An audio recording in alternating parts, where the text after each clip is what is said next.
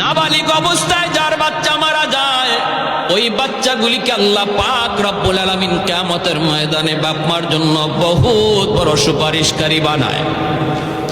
বাচ্চাগুলি আল্লাহর কাছে ডাক দেয়া কয়, মালিক, ও মালিক, তুমি আমারে দুনিয়াতে পাঠাইছো, পাঠানোর সময় আমার মা কত কষ্ট করছেন, জান বের হয়ে যায় অবস্থা।